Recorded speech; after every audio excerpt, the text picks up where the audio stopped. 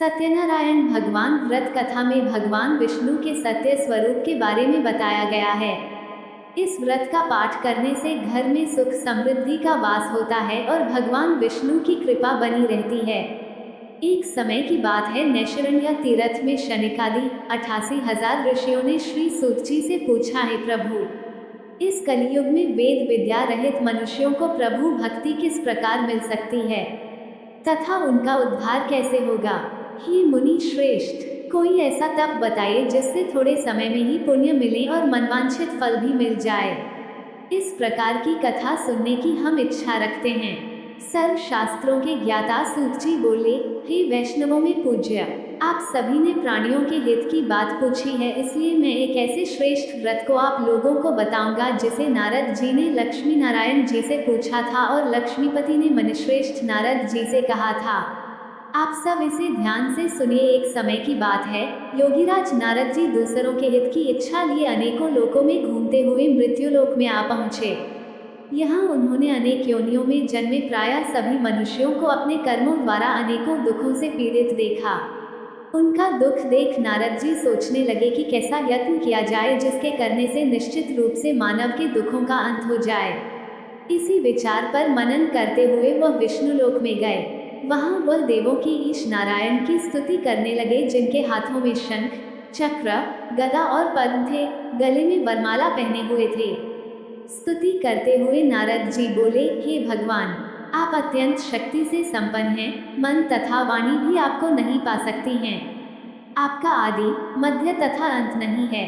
निर्गुण स्वरूप, सृष्टि के कारण भक्तों के दुख को दूर करने वाले हैं, आपको मेरा नमस्कार है। नारद जी की स्तुति सुन विष्णु भगवान बोले, हे मुनिश्रेष्ठ, आपके मन में क्या बात है? आप किस काम के लिए पधारे हैं? उसे संकोच कहो। इस पर नारद मुनि बोले कि मृत्युलोक में अनेक योनियों में जन्मे मनुष्य अपने कर्मों के द्वारा अनेकों दुख से दुखी हो रहे हैं। हे नाथ, आप मुझ पर दया रखते हैं तो बताइए कि वो मनुष्य थोड़े प्रयास से ही अपने दुखों से कैसे छुटकारा पा सकते हैं। श्रीहरि बोले, हे नारद, मनुष्यों की भलाई के लिए तुमने बहुत अच्छी बात पूछी है। जिसके करने से मनुष्य मोह से छूट जाता है, वह बात मैं कहता हूँ, उसे सुनो। स्वर्गलोक व मृत्युलोक दोनों में एक दुर्लभ उत्तम व्रत है जो पुण्य देने वाला है। आज प्रेमवश होकर मैं उसे तुमसे कहता हूँ। श्री सत्यनारायण भगवान का ये व्रत अच्छी तरह विधान पूर्वक करके मनुष्य तुरंत ही यहाँ सुख भोग कर मरने पर मोक्ष पाता है। श्रीहरि के वचन सुन नारद जी बोले कि उस व्रत का फल क्या है और उसका विधान क्या है। यह व्रत किसने किया था? इस व्रत को किस दिन करना चाहिए? सभी कुछ विस्तार से बताएं। नारद की बात सुनकर श्रीहरि बोले, दुख व शोक को दूर करने वाला ये सभी स्थानों पर विजय दिलाने वाला है। मानव को भक्ति व श्रद्धा के साथ शाम को श्री सत्यनारायण की पूजा धर्म परायण होकर ब्राह्मणों व बंधुओं के साथ करनी चाहिए।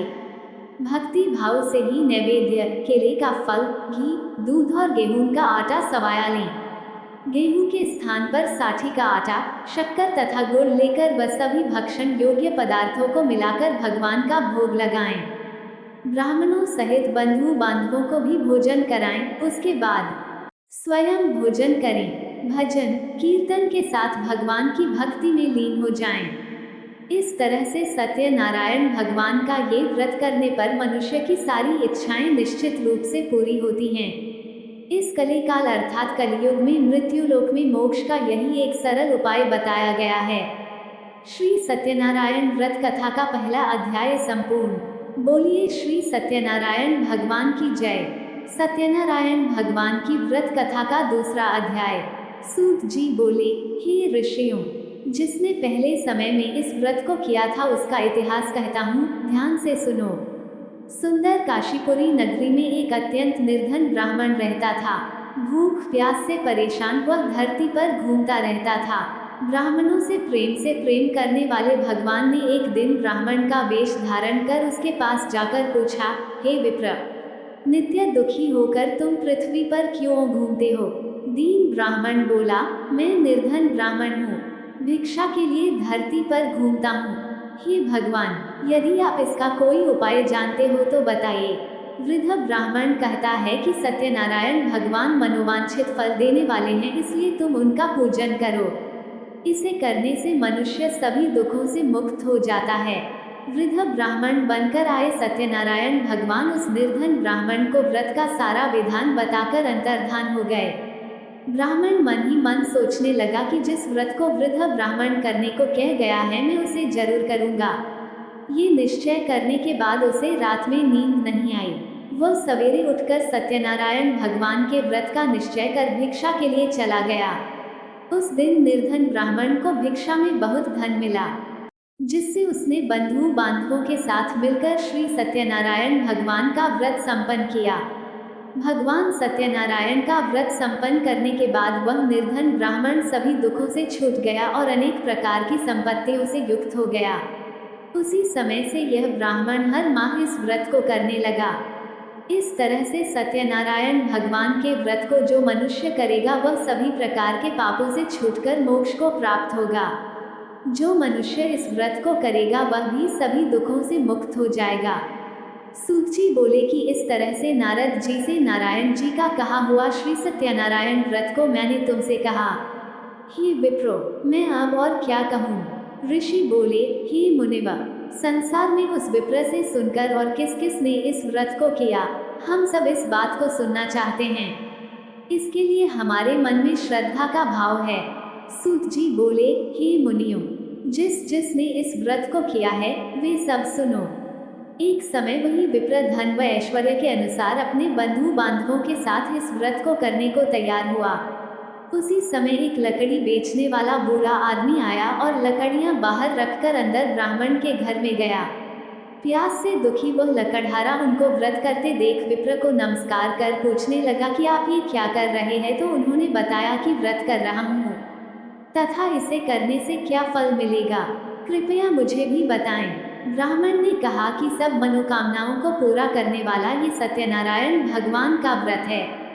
इनकी कृपा से ही मेरे घर में धन धान्य आदि की वृद्धि हुई है।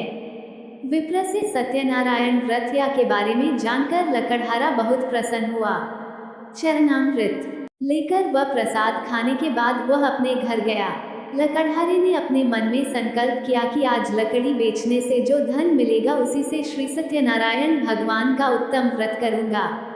मन में इस विचार को ले बूढ़ा आदमी सिर पर लकड़ियां रख उस नगर में बेचने गया जहां धनी लोग ज्यादा रहते थे। उस नगर में उसे अपनी लकड़ियों का दाम पहले से 4 गुना अधिक मिलता है। बूढ़ा प्रसन्नता के साथ दाम लेकर केले, शक्कर, घी, दूध, दही और गेहूं का आटा ले और सत्यनारायण भगवान के व्रत की अन्य सामग्रियां लेकर अपने घर गया। वहां उसने अपने बंधु बांधवों को बुलाकर विधि विधान से सत्यनारायण भगवान का पूजन और व्रत किया। इस व्रत के प्रभाव से वह बूढ़ा लकड़हारा धन पुत्र आदि से युक्त होकर संसार के समस्त सुख भोग अंत काल में वैकुंठ धाम चला गया। श्री सत्यनारायण व्रत कथा का दूसरा अध्याय संपूर्ण। बोलिए श्री सत्यनारायण भगवान की जय। सत्यनारायण भगवान की व्रत कथा का तीसरा अध्याय। सूत जी बोले, हे श्रेष्ठ मुनियों, अब आगे की कथा कहता हूँ। पहले समय में उल्कामुख नाम का एक बुद्धिमान राजा था। वह सत्यवक्ता और जितेंद्रिय था। प्रतिदिन देव स्थानों पर जाता और निर्धनों को धन देकर उनके कष्ट दूर करता था। उसकी पत्नी कमल के समान मुख वाली तथा सती साध्वी थी। भद्रशिला नदी के तट पर उन दोनों ने श्री सत्यनारायण भगवान का व्रत किया। उसी समय साधु नाम का एक वैश्य आया। उसके पास व्यापार करने के लिए बहुत सा धन भी था। राजा को व्रत करते देखकर वह विनय के साथ पूछने लगा, हे राजन, भक्ति भाव से पूर्ण होकर आप ये क्या कर रहे हैं? मैं सुनने की इच्छा रखता हूँ, तो आप मुझे बताएं।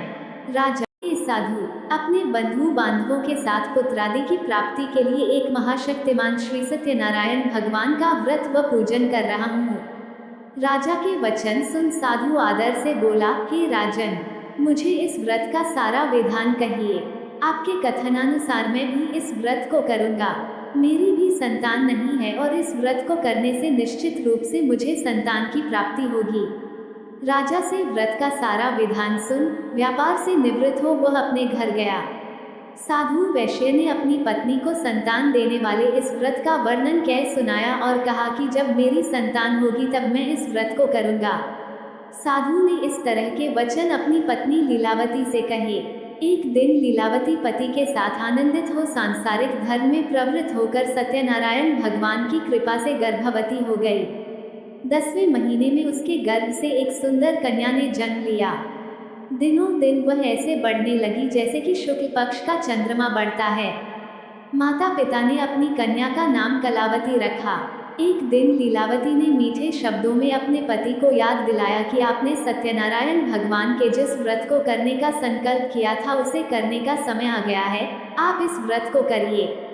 साधु बोला कि हे प्रिय, इस व्रत को मैं उसके विवाह पर करूंगा। इस प्रकार अपनी पत्नी को आश्वासन देकर वह नगर को चला गया। कलावती पिता के घर में रह वृद्धि को प्राप्त हो गई। साधु ने एक बार नगर में अपनी कन्या को सखियों के साथ देखा तो तुरंत ही दूत को बुलाया और कहा कि मेरी कन्या के योग्य वर देख कर आओ। साधु की बात सुनकर दूत कंचन नगर में पहुंचा और वहां देखभाल कर लड़की के सुयोग्य वाणिक पुत्र को ले आया। सुयोग्य लड़के को देख साधु ने बंधु बांधवों को बुलाकर अपनी पुत्री का विवाह कर दिया, लेकिन दुर्भाग्य की बात यह कि साधु ने अभी भी श्री सत्यनारायण भगवान का व्रत नहीं किया। इस पर श्री भगवान क्रोधित हो गए और श्राप दिया कि साधु को अत्यधिक दुख मिले। अपने कार्य में कुशल साधु बनिया जमाई को लेकर समुद्र के पास स्थित होकर रत्नासारपुर नगर में गया। वहां जाकर दामाद ससुर दोनों मिलकर चंद्रकेतु राजा के नगर में व्यापार करने लगे। एक दिन भगवान सत्यनारायण की माया से एक चोर राजा का धन चुराकर भाग रहा था। उसने राजा के सिपाहियों को अपना पीछा करते देख चुराया हुआ धन वहां रख दिया जहां साधु अपने जमाई के साथ ठहरा हुआ था।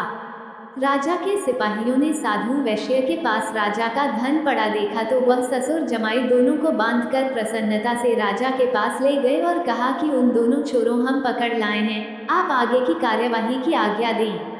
राजा की आज्ञा से उन दोनों को कठिन कारावास में डाल दिया गया और उनका सारा धन भी उनसे छीन लिया गया। श्री सत्यनारायण भगवान से श्राप से साधु की पत्नी भी बहुत दुखी हुई। घर में जो धन रखा था उसे चोर चुरा ले गए। शारीरिक तथा मानसिक पीड़ा व भूख प्यास से अति दुखी हो अन्न की चिंता में कलावती के ब्राह्मण के घर गई। वहां उसने श्री सत्यनारायण भगवान का व्रत होते देखा, फिर कथा भी सुनी। वह प्रसाद ग्रहण कर वह रात को घर वापस आई। माता के कलावती से पूछा कि हे पुत्री, अब तक तुम कहाँ थी? तेरे मन में क्या है? कलावती ने अपनी माता से कहा, हे माता, मैंने एक ब्राह्मण के घर में श्री सत्यनारायण भगवान का व्रत देखा है। कन्या के वचन सुन लीलावती भगवान के पूजन की तैयारी करने लगी। लीलावती ने परिवार व बंधुओं सहित सत्यनारायण भगवान का पूजन किया और उनसे वर मांगा कि मेरे पति तथा जमाई शीघ्र घर आ जाएं। साथ ही यह भी प्रार्थना की कि हम सबका अपराध क्षमा करें। श्री सत्यनारायण भगवान इस व्रत से संतुष्ट हो गए और राजा चंद्रकेतु को सपने में दर्शन दे कहा कि हे राजन, तुम उन दोनों वैश्यों को छोड़ दो और तुमने उनका जो धन लिया है उसे वापस कर दो। अगर ऐसा नहीं किया तो मैं तुम्हारा धन, राज्य व संतान सभी को नष्ट कर दूंगा। राजा को ये सब कहकर वह अंतर्धान हो गए। प्रातःकाल सभा में राजा ने अपना सपना सुनाया, फिर बोले कि बनिक पुत्रों को कैद से मुक्त कर सभा में लाओ। दोनों ने आते ही राजा को प्रणाम किया। राजा मीठी वाणी में बोला, हे महानुभावों, भाग्यवश कठिन दुख तुम्हें प्राप्त हुआ है, लेकिन अब तुम्हें कोई भय नहीं है। कह राजा ने उन दोनों को नए वस्त्राभूषण भी पहनाए और जितना धन उनका लिया था उससे दुगुना धन वापस कर दिया। दोनों वैश्य अपने घर को चल दिए। श्री सत्यनारायण व्रत कथा का 3रा अध्याय संपूर्ण। बोलिए श्री सत्यनारायण भगवान की जय। सत्यनारायण भगवान की व्रत कथा का 4था अध्याय। सूत जी बोले, वैश्य ने मंगलाचार कर अपनी यात्रा आरंभ की और अपने नगर की ओर चल दिए। उनके थोड़ी दूर जाने पर एक दंडी वेशधारी श्री सत्यनारायण ने उनसे पूछा, हे साधु, तेरी नाव में क्या है? अभिवाणी वणिक हंसता हुआ बोला, हे दंडी, आप क्यों पूछते हो? क्या धन लेने की इच्छा है? मेरी नाव में तो बेल व पत्ते भरे हुए हैं। वैश्य के कठोर वचन सुन भगवान बोले, तुम्हारा वचन सत्य हो।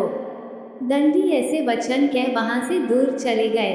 कुछ दूर जाकर समुद्र के किनारे बैठ गए। दंडी के जाने के बाद साधु वैश्य ने नित्य क्रिया के पश्चात नाव को ऊंची उठते देखकर अचंभा माना और नाव में बेल पत्ते आदि देख वो मूर्छित हो जमीन पर गिर पड़ा। मूर्छा खुलने पर वह अत्यंत शोक में डूब गया। तब उसका दामाद बोला कि आप शोक ना मनाएं, ये दंडी का शाप है, इसलिए हमें उनकी शरण में जाना चाहिए, तभी हमारी मनोकामना पूरी होगी। दामाद की बात सुनकर वह दंडी के पास पहुंचा और अत्यंत भक्तिभाव नमस्कार करके बोला, मैंने आपसे जो जो असत्य वचन कहे थे उनके लिए मुझे क्षमा दें। ऐसा कहकर महान शोकातुर हो रोने लगा। तब दंडी भगवान बोले, हे वणिक पुत्र, मेरी आज्ञा से बार बार तुम्हें दुख प्राप्त हुआ है, तू मेरी पूजा से विमुख हुआ। साधु बोला, हे भगवान, आपकी माया से ब्रह्मा आदि देवता भी आपके रूप को नहीं जानते, तब मैं अज्ञानी कैसे जान सकता हूँ। आप प्रसन्न हुई, अब मैं सामर्थ्य के अनुसार आपकी पूजा करूँगा। मेरी रक्षा करो और पहले के समान नौक में धन भर दो। साधु वैश्य के भक्तिपूर्वक वचन सुनकर भगवान प्रसन्न हो गए और उसकी इच्छानुसार वरदान देकर अंतर्धान हो गए।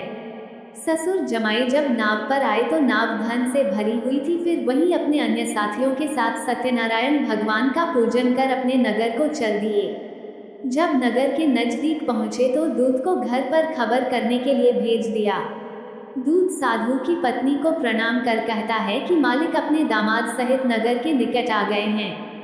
दूत की बात सुन साधु की पत्नी लीलावती ने बड़े हर्ष के साथ सत्यनारायण भगवान का पूजन कर अपनी पुत्री कलावती से कहा कि मैं अपने पति के दर्शन को जाती हूँ, तू कार्य पूर्ण कर शीघ्र आ जा। माता के यह वचन सुन कलावती जल्दी में प्रसाद छोड़ अपने पति के पास चली गई। प्रसाद की अवज्ञा के कारण श्री सत्यनारायण भगवान रुष्ट हो गए और नाव सहित उसके पति को पानी में डुबो दिया। कलावती अपने पति को वहां ना पाकर रोती हुई जमीन पर गिर गई। नौक को डूबा हुआ देख व कन्या को रोता देख साधु दुखी होकर बोला कि हे प्रभु, मुझसे तथा मेरे परिवार से जो भूल हुई है उसे क्षमा करें। साधु के दीन वचन सुनकर श्री सत्यनारायण भगवान प्रसन्न हो गए और आकाशवाणी हुई, हे साधु, तेरी कन्या मेरे प्रसाद को छोड़कर आई है, इसलिए उसका पति अदृश्य हो गया है। यदि वह घर जाकर प्रसाद खाकर लौटती है तो इसे इसका पति अवश्य मिलेगा। ऐसी आकाशवाणी सुन कलावती घर पहुंचकर प्रसाद खाती है और फिर आकर अपने पति के दर्शन करती है। उसके बाद साधु अपने बंधु बांधवों सहित श्री सत्यनारायण भगवान का विधि विधान से पूजन करता है। इस लोक का सुख भोग वह अंत में स्वर्ग जाता है। श्री सत्यनारायण व्रत कथा का चौथा अध्याय संपूर्ण। बोलिए श्री सत्यनारायण भगवान की जय। सूत जी बोले, हे ऋषियों, मैं और भी एक कथा सुनाता हूँ, उसे भी ध्यानपूर्वक सुनो। प्रजापालन में लीन तुंगध्वज नाम का एक राजा था। उसने भी भगवान का प्रसाद त्याग कर बहुत ही दुख सहन किया। एक बार वन में जाकर वन्य पशुओं को मारकर वो बड़ के पेड़ के नीचे आया। वहां उसने ग्वालों को भक्ति भाव से अपने बंधुओं सहित सत्यनारायण भगवान का पूजन करते देखा। अभिमानवश राजा ने उन्हें देखकर भी पूजा स्थान में नहीं गया और न ही उसने भगवान को नमस्कार किया। ग्वालों ने राजा को प्रसाद दिया, लेकिन उसने वह प्रसाद नहीं खाया और प्रसाद को वहीं छोड़ वह अपने नगर को चला गया। जब वह नगर में पहुंचा तो वहां सब कुछ तहस नहस हुआ पाया तो वह शीघ्र ही समझ गया कि यह सब भगवान ने ही किया है। वह दोबारा ग्वालों के पास पहुंचा और विधि पूर्वक पूजा करके प्रसाद खाया तो श्री सत्यनारायण भगवान की कृपा से सब कुछ पहले जैसा हो गया। दीर्घकाल तक सुख भोगने के बाद मरणोपरांत उसे स्वर्गलोक की प्राप्ति हुई। जो मनुष्य परम दुर्लभ इस व्रत को करेगा तो भगवान सत्यनारायण की अनुकंपा से उसे धन धान्य की प्राप्ति होगी। निर्धन धनी हो जाता है और भयमुक्त हो जीवन जीता है। संतानहीन मनुष्य को संतान सुख मिलता है और सारे मनोरथ पूर्ण होने पर मानव अंतकाल में वैकुंठ धाम को जाता है। सूत जी बोले, जिन्होंने पहले इस व्रत को किया है अब उनके दूसरे जन्म की कथा कहता हूँ। वृद्ध शतानंद ब्राह्मण ने सुदामा का जन्म लेकर मोक्ष की प्राप्ति की। लकड़हारे ने अगले जन्म में निषाद बनकर मोक्ष प्राप्त किया। उल्कामुख नाम का राजा दशरथ होकर वैकुंठ को गए। साधु नाम के वैश्य ने मोरध्वज बनकर अपने पुत्र को आरे से चीरकर मोक्ष पाया। महाराज तुंगध्वज ने स्वयंभू होकर भगवान में भक्ति युक्त होकर कर मोक्ष पाया। श्री सत्यनारायण व्रत कथा का 5वां अध्याय संपूर्ण। बोलिए श्री सत्यनारायण भगवान की जय।